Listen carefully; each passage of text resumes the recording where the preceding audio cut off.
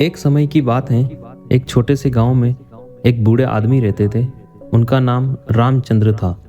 वे गांव के सभी लोगों को अच्छे कर्मों के बारे में समय समय पर बताते थे। वे सदैव दूसरों की मदद करने के लिए तत्पर रहते थे और किसी भी संकट में उनका साथ नहीं छोड़ते थे। एक दिन गांव में भूखमरी की एक महामारी फैल गई।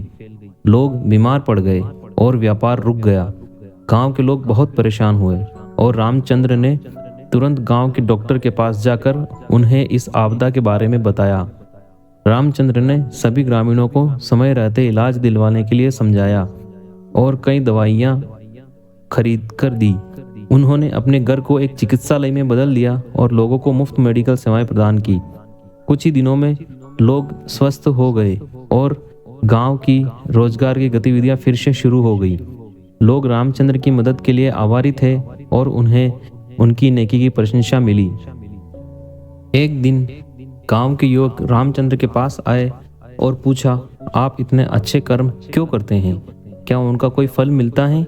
रामचंद्र ने मुस्कुराते हुए कहा, बेटा, हर कर्म का फल जरूर मिलता है, परंतु हमें उस फल का इंतजार नहीं करना चाहिए। अच्छे कर्म करने से हम अपने आसपास की स्थितियों में सुधार लाते हैं और समाज में एक सकारात्मक परिवर्तन की शुरुआत करते हैं।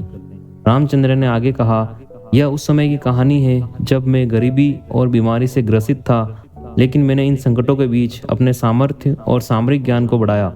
मेरे अच्छे कर्मों ने मुझे सम्मान और समृद्धि के मार्ग पर ले जाया।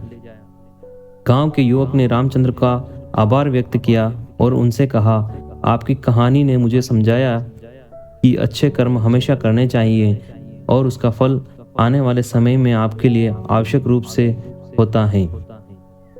इस कहानी से हमें यह सीख मिलती है कि हमेशा अच्छे कर्म करने से हम खुद को न केवल उन्नति और समृद्धि के मार्ग पर लाते हैं, बल्कि हम समाज को भी प्रगति की दिशा में आगे बढ़ाते हैं। इसलिए हमेशा अच्छे कर्म करें और अपने आप को सदैव नेक बनाए रखें।